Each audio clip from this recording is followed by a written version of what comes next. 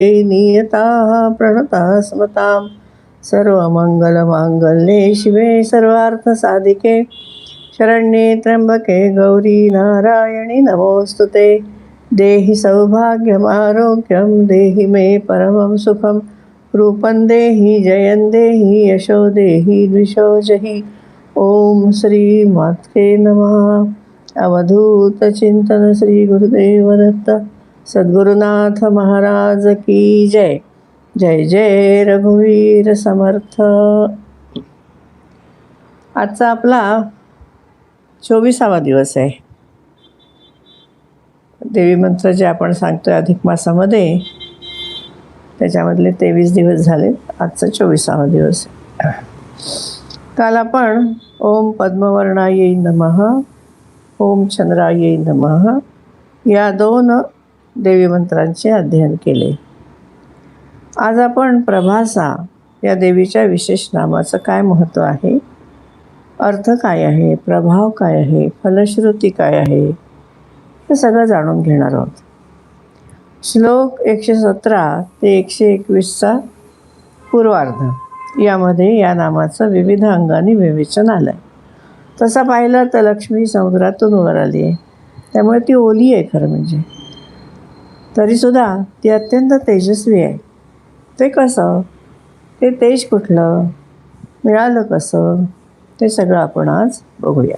यामध्ये असं म्हणलं आहे की सर्व अवस्थात मला तिरोहित करण्याची इच्छा ते तेज नेहमीच करते। आता तिरोभाव आपण पाहिलेला आहे, अव्यक्त आहे लक्ष्मी, समोर असूनसुद्धा दिसत नाही।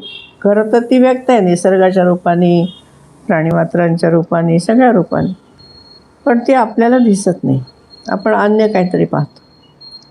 तर अशा सर्व अवस्थामध्ये तिरोहित करण्याची इच्छा ते जे तेज नेहमी करतं ते मुळी माझ्याच तेजाने झाकवलं आहे। म्हणजे हे मुळात जे निसर्गामध्ये जे तेज आहे ते सगळं काय आहे, लक्ष्मीच्या तेजामुळेच ते झाकवलं गेलं आहे। आता हा या शब्दामध्ये प्रभासामध्ये प्रभा शब्द आहे, प्रभा म्हणजे तेज। या तेजाचा प्रकार, त्याची तेजस्विता इथं दिली जात आहे। व्यवहारामध्ये असं दिसतं की एखाद्या तेजस्वी वस्तूचे तेज त्यापेक्षा तेजस्वी दुसरी वस्तू समोर ठेवली तर फिक्के पडते। आपण पाहतो की जेव्हा आपल्याकडे इलेक्ट्रिसिटी जाते, अंधार होतो, तेव्हा आपण मेणबत्ती वगैरे लावतो, पण इलेक्ट्रिसिटी आल्यानंतर जेव्हा आपण ट्यूब लावतो तेव्हा त्याचं तेज कमी होतं मेणबत्तीचं। एरवी सूर्याच्या तेजामध्ये चंद्राचं तेज उठून दिसत नाही। पौर्णिमेला सूर्य मावळल्यावर उगवतीचा जो चंद्र आहे तो तेजस्वी दिसू लागतो। चंद्राच्या तेजापुढे नक्षत्राचं तेज फिक्कं पडतं। 0 वीजदाबाचा बल्ब, असं जे आत्ता मी म्हटलं तसं 60 वीजदाबाच्या बल्बपुढे फिका पडतो, निष्प्रभ होतो। उलट पूर्ण अंधारात एका मेणबत्तीचा उजेड ही खूप वाटतो। म्हणजे तेजाची प्रतवारी करता येते। तेजस्विता कोणत्या माध्यमातून प्रकट होते त्यावरून ती ठरवता येते। तसं लक्ष्मीचं तेज निष्प्रभ करण्याचा प्रयत्न सूर्य, चंद्र, अग्नी, बुद्धी, ज्ञान किंवा भौतिक चमकदमक इत्यादी गोष्टी करताना दिसतात, पण त्यांना जे तेज मिळालं आहे ते लक्ष्मीमुळे, हे विसरलं जातं। पण लक्ष्मी तिथं नसेल तर भौतिक चमकदमक लगेचच नष्ट होते। तसेच विश्वातील जे तेजस्वी पदार्थातील तेजसुद्धा लक्ष्मी नसताना काळवंटतील, तेजस्वी पदार्थाचं तेज कमी होईल।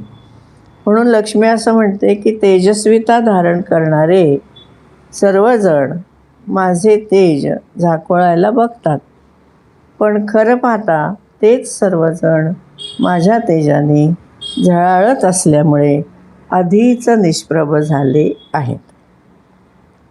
लक्षात आलं का? म्हणजे लक्ष्मीचं तेज जे आहे ना, त्या तेजाने बाकीची तेज लोप पावलीत, पण असं दिसतं वरवर की हे तेजस्वी आहेत पदार्थ, लक्ष्मी आपल्याला दिसत नाही म्हणून ते झाकवलं जातं, असं म्हटलेलं आहे। लक्ष्मी तंत्रामध्ये लक्ष्मीने आपले जे नित्यकर्म सांगितले त्याच्यामधलं तिरोभाव हे आपण बघितलेलं आहे। त्याच्यात अन्यत भाव हा आहे की नाही, त्यामध्ये चित्शक्ती शुद्ध असली तरी भोगतृ होते. शुद्ध चित्शक्तीचा प्रत्यय न येता विश्व आणि त्यातील इतर गोष्टींचा प्रत्यय येतो. म्हणजे जग लक्ष्मीच्या तेजाने झाकळले आहे, मात्र दिसताना मात्र लक्ष्मीचं तेज आपल्या लक्षामध्ये येत नाही. प्रकृतीच्या गुणांपासून दूर गेल्यास लक्ष्मीरूप तिचं तेज लक्षात येते, असा याचा भावार्थ आहे. लक्ष्मीतंत्रात एके ठिकाणी लक्ष्मी असं म्हणते की बुद्धीने ध्येयावर लक्ष केंद्रित करून बाहेरच्या विषयांना स्पर्श न करता आतमध्ये पाहिल्यास माझे नित्य शांत स्वतंत्र रूप जाणता येते. आपण याचा श्लोक बघूया. धिया ध्येयमनालंब्य विषयं चास्पृशन् बहिः यदंतरा वेदयते तन्मे रूपमनाकुलम. लक्ष्मीतंत्रातल्या 14व्या अध्यायातला 30वा श्लोक आहे. म्हणजे काय होतं, बाहेरच्या विषयांना स्पर्श न करता आतमध्ये जर पाहिलं तर आपल्याला नित्य शांत स्वतंत्र असं देवीचं रूप जाणता येतं. तेव्हा लक्ष्मीचं तेज आपल्याला, आपण जर आतमध्ये पाहिलं तर आपल्याला लक्ष्मीचं तेज जाणता येतं. पुढे असं म्हणलं आहे की जसं स्वतःच्या मस्तकाची सावली स्वतःच्या पायाने ओलांडता येत नाही, उलट जो ती ओलांडू इच्छितो त्याच्या पावलाच्या पुढे ती राहते, हे व्यवहारातलं दृष्टांत दिलं आहे. तसं मला कोणी ओलांडू शकत नाही, मला कोणी झाकोळू शकत नाही. म्हणजे आता पहिलं ती काय म्हणते की माझं तेज आहे ते झाकोळल्यासारखं दिसतं आहे, कारण बाहेरचं तेज सगळ्यांना दिसतं, मला कोणी पाहत नाही. पण जर अंतरंगात पाहिलं तर मी दिसते. मग कळतं की माझ्या तेजाने इतरांचं तेज आहे, माझं तेज हे सगळ्यांना तेज देतं. दुसरं इथे म्हणलं की आता जसं स्वतःच्या मस्तकाची सावली स्वतःच्या पायाने ओलांडता येत नाही, उलट जर ओलांडायला गेलं तर ती पावलाच्या पुढंच जाते, तसं मला कोणी ओलांडू शकत नाही, मला कोणी झाकोळू शकत नाही, इतकी मी तेजस्वी आहे. यामध्ये लक्ष्मीची बरोबरी करणे, तिला झाकळून तिच्या पुढं जाणे किती अशक्य आहे ते दृष्टांत देऊन सांगितले. एखाद्या माणसाला असं वाटलं की आपली सावली पडली आपल्या पुढे आणि त्या आपल्या सावलीच्या मस्तकावर पाय द्यावा, तर तिला तसं देता येत नाही, त्याला ओलांडून पुढं जात नाही. सावली सतत आपल्या पुढे पुढे जात राहते, कधीच त्याला ओलांडता येत नाही. तसं लक्ष्मीच्या तेजाची बरोबरी करण्याची इच्छा जर कोणी केली किंवा तिच्यापेक्षा जास्त तेजस्वी कोणी होऊ म्हणेल तर ते पूर्णतः अशक्य आहे. तिचं तेज इतकं व्यापक आहे की कोणालाच आपल्या तेजाने झाकवता येणार नाही, त्याची बरोबरी देखील करता येणार नाही. थोडक्यात काय सांगितलं आहे तर लक्ष्मीच्या तेजाचं वर्णन करणं, तिची प्रभा किती आहे, किती तेजस्वी आहे, त्याची बरोबरी करणं हे सर्व अर्थाने अशक्य आहे.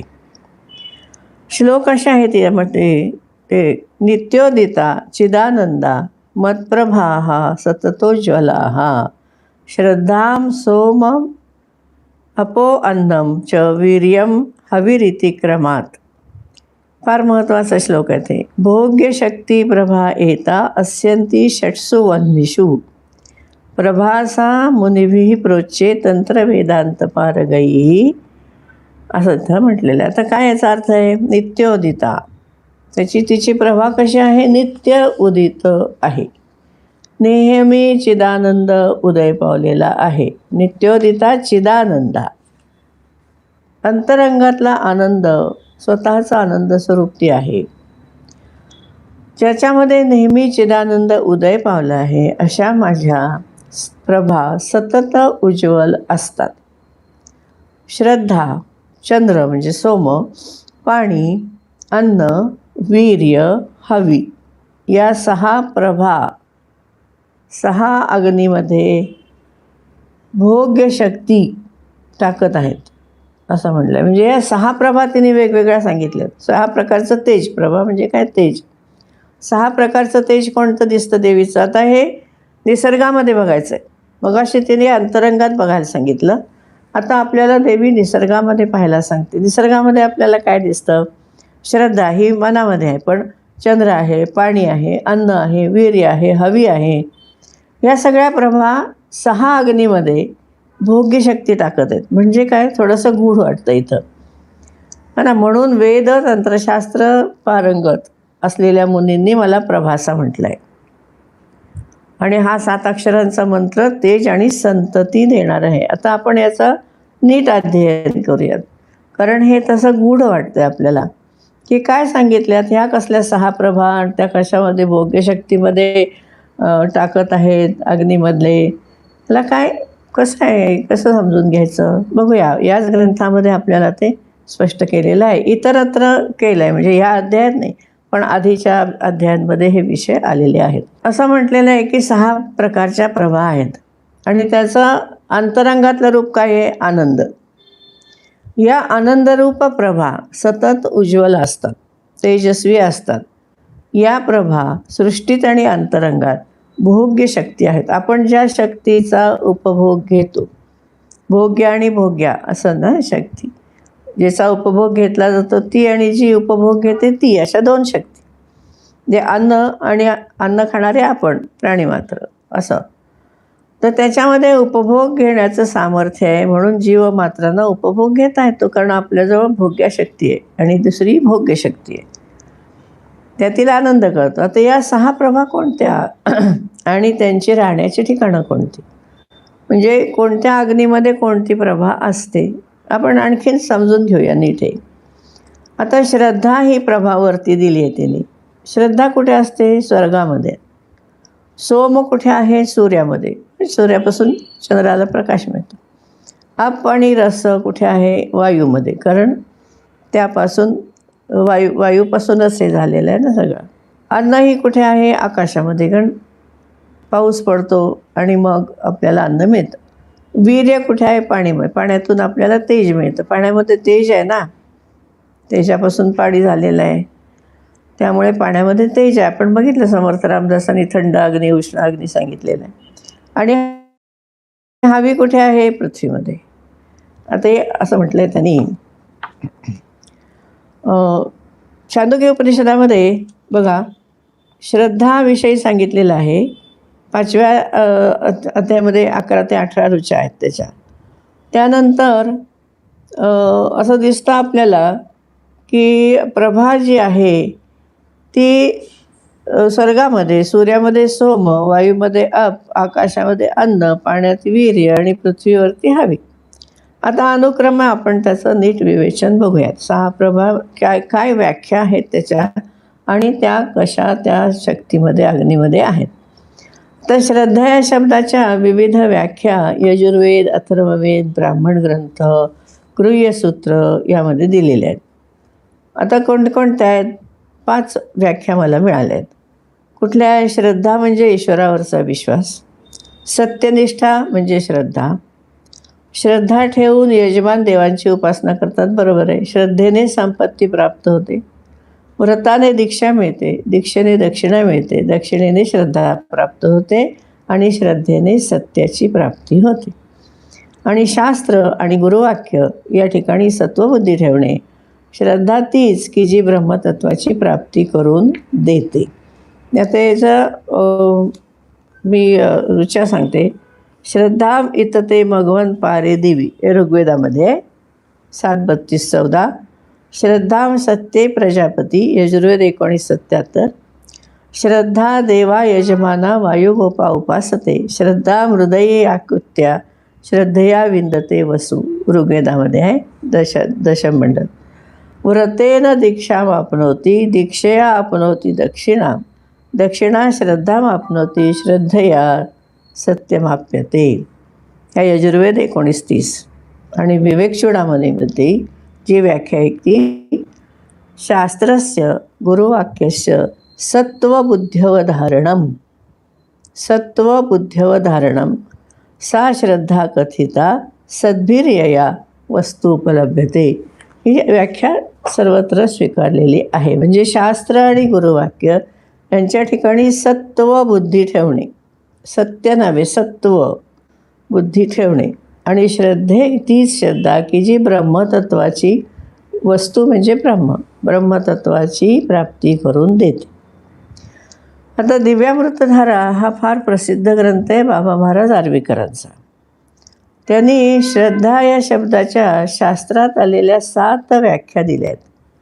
त्यांनी इथं कुठं दिलेलं आहे, त्यांनी दिव्यामृतधारा खंड 2 आणि 3 पान नंबर 123 आहे. बाबा महाराज आर्वीकर, पूज्य बाबा महाराज आर्वीकरांनी दिलेलं. त्याचं सारांशाने मी 2 अर्थ सांगते. ईश्वराच्या संदर्भात विश्वासार्हता वाटणे. दुसरं, ईश्वराचे अस्तित्व, ईश्वर स्वरूपाचे ज्ञान करून देणारी बोधक क्रिया. बुद्धीशी संबंध आहे. श्रद्धा ही इथे अंधश्रद्धा नाही. बुद्धीने आपल्या जे स्वीकारलेलं आहे, जे सत्व असेल, ज्याच्यामध्ये सत्व आहे असं सत्य स्वीकारलेलं आहे. तेव्हा हे आहे धर्माचे तत्त्वज्ञान, पान नंबर 130, डॉक्टर जवा जोशी यांचा ग्रंथ आहे. त्याच्यामध्ये त्यांनी ही बोधक क्रिया दिलेली आहे. गुरु आणि वेदांत वाक्य यांच्यावर अत्यंत विश्वास म्हणजे श्रद्धा असा भावार्थ आहे. या श्लोकाच्या दृष्टीने विश्वास ही प्रभा आहे. याचा संबंध स्वर्गाशी आहे. कारण का? स्वर्ग हे ईश्वराचे मस्तक आहे आणि विश्वासाचं स्थान कुठे आहे? मस्तकामध्ये, बुद्धीमध्ये. म्हणजे बुद्धिपूर्वक आपण ज्याच्यावरती विश्वास ठेवून ज्यामुळे ब्रह्मतत्वाची प्राप्ती करून घेतो, असं गुरुवाक्य, असं शास्त्र, याच्यावरती असणारे सत्व बुद्धी म्हणजे श्रद्धा. या ठिकाणी अंधश्रद्धेचा काहीही संबंध नाही, उलट बुद्धीशी संबंध आहे, बुद्धिनिष्ठशी संबंध आहे. बुद्धिनिष्ठ असं हे श्रद्धेविषयी ज्ञान सांगितलेलं आहे. वेगवेगळ्या ग्रंथांचे संदर्भ मी आपल्याला दिलेत त्यासाठी. आणि ईश्वराचं मस्तक आहे, स्वर्ग आहे. त्यामुळे श्रद्धा कुठे राहते? स्वर्गामध्ये, म्हणजे बुद्धीमध्ये स्थान आहे. दुसरं आहे सोम. या श्लोकामध्ये सोम ही प्रभा आहे आणि तिचं स्थान सूर्यामध्ये आहे असं म्हटलं आहे. आता सूर्याचं तेज चंद्राकडून पृथ्वीवर येतं हे आपण विज्ञानामध्ये शिकतो. आता या ठिकाणी पुरुष सूक्ताप्रमाणे सूर्य हा विश्वाचा, वेदाप्रमाणे सुद्धा सूर्य हा विश्वाचा डोळा आहे ना. डोळ्याची देवता सूर्य सांगितलेली आहे आपण. चंद्रमा मनसो जातः चक्षुः सूर्यो जायत असं म्हटलं ना पुरुष सूक्तामध्ये. तर सूर्य हा विश्वाचा डोळा आहे. या डोळ्याचं तेज सर्व तेजस्वी वस्तूंना मिळते. त्यामुळे वस्तू तेज देतात. म्हणून सोम ही प्रभा सूर्यामध्ये स्थित आहे. चंद्र हा मन आहे. चंद्रमा मनसो जातः असं म्हटलेलं आहे. चक्षुः सूर्य जायत, ऋग्वेद 10:9. तर मनातले भाव डोळ्यात दिसतात, असा मन आणि डोळा यांचा संबंध आहे. मनाला वाईट वाटलं, डोळ्यातून पाणी येतं ना, तेव्हा मन आणि डोळा यांचा संबंध आहे. आता अप म्हणजे रस. या श्लोकामध्ये अप ही प्रभा आहे आणि तिचं स्थान वायुरूप अग्नीमध्ये आहे असं म्हटलं आहे. पंचमहाभूत निर्माण होताना प्रथम आकाश निर्माण झालं. आकाशातून वायू, वायूतून अग्नी म्हणजे तेज, तेजातून आप निर्माण झालं. आप हे थंड अग्नी आहे असं समर्थांनी म्हटलं आहे. आपण आधी ते बघितलेलं आहे. पाणी उकळलं की ते वायुरूप होतं, म्हणजे वाफ होते त्याची, हे माहिती आहे. या ठिकाणी वायू हा एक अग्नी आहे असं म्हटलं आहे. वायू हा ईश्वराचा प्राण आहे. आप वायूमध्ये समाविष्ट होते, म्हणून वायू हे आपचे स्थान आहे असं म्हटलं आहे. समर्थांनी वायूला जगज्योती म्हटलं आहे. आता ते इतकं छान त्यांच्या ओव्या आहेत. खरं आपण त्या दृष्टीने ना आपल्या ग्रंथांच्याकडे बघत नाही. असं केवढं तरी गुह्य ज्ञान ग्रंथामध्ये दिलेलं असतं, पण आपल्या ते लक्षामध्ये येत नाही. तर समर्थांनी जे म्हटलं आहे की जगज्योती, फार सुंदर समास आहे तो, तत्त्वज्ञानाच्या दृष्टीने खूप महत्त्वाचा आहे. त्याच्यामध्ये त्याने असं म्हटलं आहे, आकाशापासून वायू झाला तो वायुदेव बोलिला, वायूपासून अग्नी झाला तो अग्निदेव श्रीराम, अग्नीपासून झाले आप ते नारायणाचे स्वरूप, आपापासून पृथ्वीचे रूप, ते बीजाकारे श्रीराम. हा किती सुंदर आहे, केवढं गूढ ज्ञान दिलेलं आहे त्यांनी. नारायणाचं स्वरूप कुठलं आहे? आप, आपो नारायण, है ना. नारायस्य आयतनम, पाण्यामध्ये जो राहतो तो. पुढे म्हणलं आहे वायुस्वरूपे विचरती, वायूमध्ये जगज्योती, जाणती कळा वासनावृत्ती, नाना रूपे श्रीराम. दासबोध 10:3 आणि 3:11 असे 2 संदर्भ मी इथं दिलेले आहेत. म्हणजे आपल्या संतांनी हे ज्ञान सांगितलेलं आहे, पण आपण त्या दृष्टीने बघत नाही आणि आपल्याला वाटतं हे केवढं वेगळं सांगितलेलं आहे का तंत्रशास्त्रात. असं काही नाही आहे. त्यामुळे आप ही प्रभा आहे आणि तिचं स्थान वायूमध्ये आहे. आता अन्न, भगवद्गीतेमध्ये अन्नापासून जीव निर्माण होतात असं म्हटलं. अन्नात भवन्ति भूतानि पर्जन्यात अन्न संभवा, असं भगवद्गीतेचा 3:14 असा हे श्लोक आहे. तर इथं त्यांनी म्हटलं आहे अन्नापासून जीव निर्माण होतात. तैत्तिरीय उपनिषदात भृगुवल्लीमध्ये भार्गवी वारुणी विद्या आलेली आहे. यामध्ये भृगु ऋषींना तपश्चर्येने जे ज्ञान होते त्यात त्यांना अन्न हे ब्रह्म आहे असं समजतं. या श्लोकामध्ये अन्न ही प्रभा आहे. प्रभा कुठे आहे? आकाशरूप अग्नी स्थित आहे. आकाश हे ईश्वराचं पोट आहे. पुरुष सूक्त लक्षात घ्या इथे. अन्न हे प्राण्यांचे जेवण आहार असतं. ते कुठं जातं? पोटामध्ये जातं. तिथं त्याचं पचन होतं. म्हणून अन्न या प्रभेचा आकाश हे अग्नी. हे सगळा संबंध वैदिक तत्त्वज्ञानाशी आहे, फक्त आपल्या तो पटकन लक्षात येत नाही संदर्भ. नंतर वीर्य. वीर्य ही शक्ती आहे. या शक्तीने समृद्धी, ऐश्वर्य. वीर्यवान पुरुष म्हणतो की नाही आपण, तेजस्वी, वीर्यवान, पराक्रमी असं. त्यामुळे काय मिळतं? समृद्धी आणि ऐश्वर्य, त्याचा उपभोग घेता येतो. वीर्य ही तेजस्वीता आहे. वीरभोग्या वसुंधरा असं म्हणतात ना. तर वीरभोग्या, वीर्यपासून वीर, तेज, पराक्रम असा अर्थ आहे. याचं स्थान पाणीरूप अग्नीत आहे, कारण पाणी हे ईश्वराचं वैभव आहे. त्याच्या वैभवाने सृष्टी, उत्पत्ती, स्थिती, लय हे कार्य केल्यानंतर तो दमत नाही. हे त्याचं वीर्य आहे. त्याचं वीर्य क्षीण होत नाही. म्हणून वीर्य ही प्रभा पाणीरूप अग्नीमध्ये आहे. मराठीमध्ये अंगातलं पाणी दाखव म्हणतात ना, त्याच्या अंगात काही पाणी नाही म्हणजे ते काही त्याच्यामध्ये वीर्य नाही असा अर्थ होतो. मग आपण हे नेहमी अध्यात्मातले शब्द सगळे रोजच्या जीवनामध्ये वापरत असतो. अंगात काही दम नाही म्हणलं की अंगात काही पाणी नाही का तुझ्या, दाखव दाखव तुझ्या तलवारीचं पाणी दाखव असं म्हणतो ना. किंवा पाणी लावणे म्हणजे धार लावणे असा अर्थ आहे. नंतर आता हवी. हवी हे द्रव्य आहे, साधन सामग्री आहे. द्रव्य सामग्री ही कुठल्याही कर्माचा पाय आहे. बरोबर आहे ना. घर बांधायचं म्हटलं तरी विटा, सिमेंट, वाळू सगळं लागतं ना. हे सामग्री हवी. ही सामग्री वापरून घर उभं करता येतं. म्हणून द्रव्य सामग्रीला हवी असं म्हटलं आहे. त्याचं हवन करावं लागतं, उपयोग करावा लागतो, तेव्हा कर्म होते. म्हणून हवी ही प्रभा आहे. तिचं स्थान पृथ्वीरूप अग्नीमध्ये आहे, कारण पृथ्वी हे ईश्वराचे पाय आहेत. सगळं पुरुष सूक्ताशी संबंधित असं हे विवेचन आहे. आणि हवन हा कर्माचा पाय आहे. अशा प्रकारे 6 प्रभा आणि त्यांचं वसतिस्थान असणारे 6 अग्नी आहेत. आता स्वर्ग, सूर्य, वायू, आकाश, पाणी, पृथ्वी यांना अग्नी का म्हटलं आहे ते पण बघूया. कोणते 6 अग्नी आहेत? छांदोग्य उपनिषदाच्या 5व्या अध्यायामध्ये 11 ते 18 या विभागात वैश्वानर विद्या आली. प्राचीन शाल, सत्ययज्ञ, इंद्रद्युम्न, जन आणि पुढील हे 5 प्रतिष्ठित नागरिक असतात. ते एकत्र येऊन ब्रह्मतत्वाचा विचार करत असतात. ते आपल्या प्रश्नांची योग्य उत्तरे देणाऱ्या सुयोग्य अशा व्यक्तीच्या शोधामध्ये असताना उद्दालक ऋषींच्याकडे येतात. उद्दालक ऋषी त्यांना मार्गदर्शनासाठी अश्वपती राजाकडे घेऊन येतात, कारण तो ब्रह्मतत्वाला वैश्वानर आत्मा हे परब्रह्म आहे असं जाणत असतो. अश्वपती राजा आपल्याला माहिती आहे सावित्रीचा पिता म्हणून पुराणांतरामध्ये आहे. आणि योगी अरविंद लिखित सावित्री हे जे महाकाव्य आहे त्यामध्ये अश्वपती राजाने केलेल्या तपश्चर्येचं वर्णन आहे.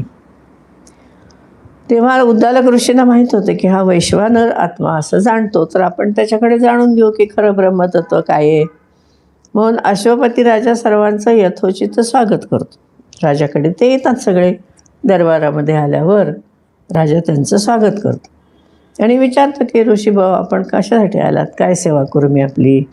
तेव्हा ते सगळे म्हणतात की वैश्वानर आत्मा काय आहे हे आम्हाला जाणून घ्यायचं आहे.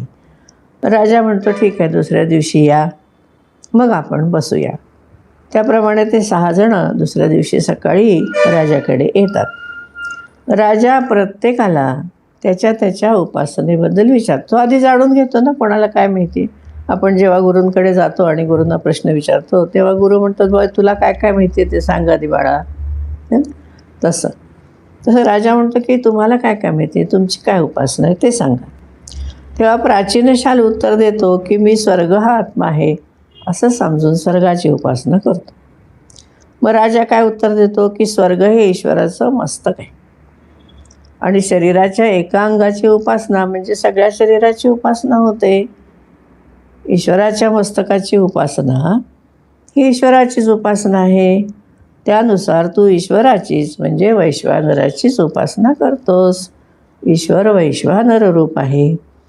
अशा प्रकारे राजा त्या सत्ययज्ञ, इंद्रद्युम्न, जन, बुडील आणि ऋषी उद्दालक यांनासुद्धा त्यांच्या त्यांच्या उपासनेबद्दल विचारतो.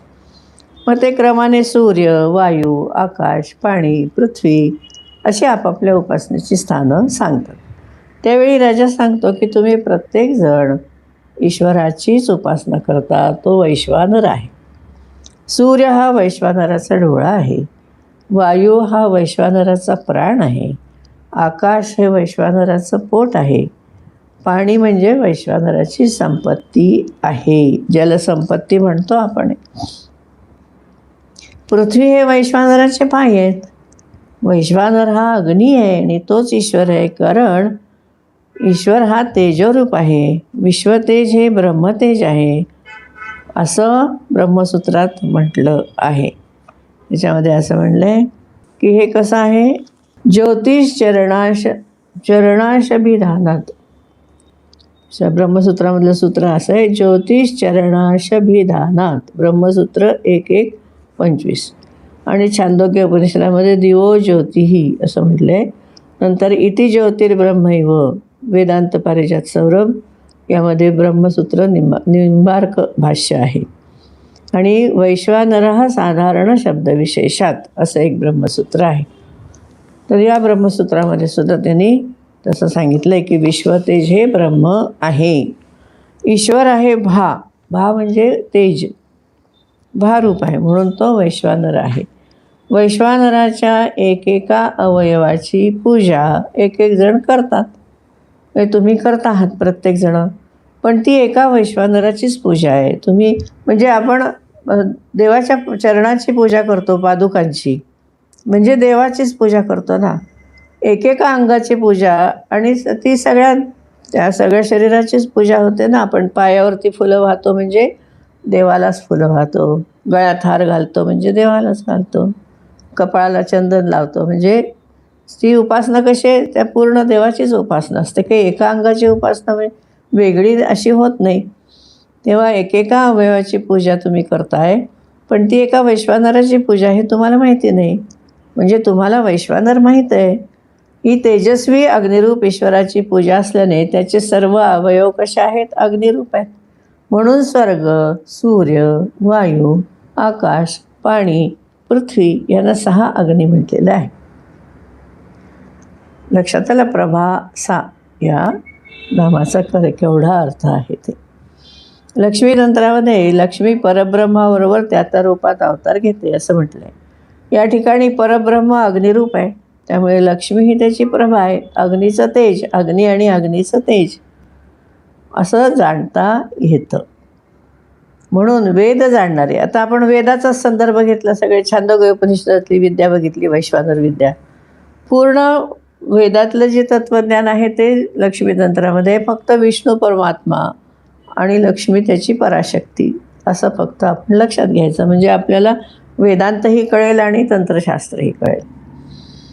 तेव्हा हे तंत्रशास्त्राचे जाणकार आणि वेद जाणकार असं म्हणतात, म्हणून लक्ष्मीला प्रभासा असं म्हणतात. आता या नामापासून ओम प्रभासायै नमः असा 7 अक्षरी मंत्र तयार होतो. हा मंत्र तेजाचा आहे, तेजाची उपासना आहे आणि या उपासनेने साहजिकच तेज प्राप्त होतं. आणि आपलं तेज कसं राहतं, आपलं वीर्य कसं राहतं, तर आपल्या संतती रूपाने राहतं. या अर्थी या मंत्राच्या उपासनेने संतती प्राप्त होते. कारण खरी संपत्ती काय आपली, आपली मुलं. बाकी पैसा अडका घरदार हे सगळं जाऊ दे, पण आपली खरी संपत्ती ही आपली मुलं असतात, हो ना. कोणालाही हे मान्य होईल. त्यामुळे प्रभासा वीर्य आहे, तेज आहे, पराक्रम आहे, अग्नी आहे, उपभोग्याशक्ती आहे. ही सगळी ही तेज जे आहे, सगळं मिळून जे तेज आहे, वैश्वानर जो आहे, ते सगळं आपलं वीर्य, आपलं तेज कशाच्या रूपाने राहतं, आपल्या संततीच्या रूपाने असतं. म्हणून या मंत्राच्या उपासनेने संतती प्राप्त होते, तेजही प्राप्त होणार अर्थातच, कारण ही तेजाची उपासना आहे. एवढा प्रभासा या नामाचा अर्थ आहे. म्हणून श्रीसूक्त म्हणताना अर्थासह म्हटलं तर नक्कीच त्याचा परिणाम आपल्या शरीर मन बुद्धीवर अतिशय तेजस्वीरित्या आणि खूप चांगला होईल. कारण चिंतन तसं आहे. म्हणून आपली बुद्धी कशा असते, यो यत श्रद्धा स एव सहा, हो की नाही. जशी ज्याची श्रद्धा आहे तसा तो होतो. कीटभृंग न्याय म्हणतात, तर किडासारखं त्या भुंग्याची आठवण करत असतो, तो भुंगा होऊन जातो, है ना. मन एव मनुष्याणाम कारणम बंध मोक्ष असं पण आहे नसलं. आपलं मनच आपल्याला बंधनात मोक्षामध्ये उपयोगी पडतं काही करायला. तसं आपल्या मनामध्ये आपल्या बुद्धीमध्ये चिंतन जर केलं तर आपली पर्सनॅलिटी पण तशी होते ना. पॉझिटिव्ह राहा, पॉझिटिव्ह थिंकिंग करा. नवीन भाषेमध्ये सांगितलं जातं, त्यासाठी वर्ग घेतले जातात. पण आपण जर आपल्या शास्त्राचा अभ्यास केला तर आपल्याला आपोआपच कळते की आपणच तेज आहोत. कशाला दुसरीकडे बघायला पाहिजे तेजासाठी. स्वतःचीच नीट अध्ययन करा, मग आपल्याला आपलं तेज कळेल आणि आपल्यामध्ये तेज आपोआप येईल. पॉझिटिव्ह थिंकिंगने पॉझिटिव्ह विचार केले की मन शरीर पण तसं सहकार्य करतं आपल्याला.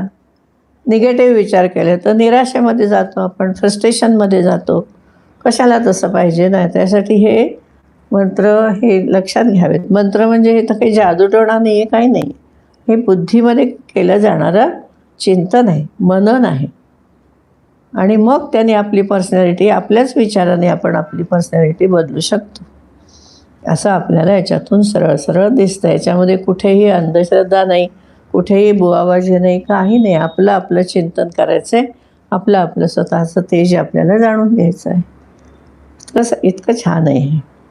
तेव्हा आपण इथे थांबू. उद्या आपण यशसा याचा अभ्यास करूया. सर्वे भवन्तु सुखिनः, सर्वे सन्तु निरामयः, सर्वे भद्राणि पश्यन्तु, मा कश्चित् दुःखभाग् भवेत्. ओम शांतिः शांतिः शांतिः.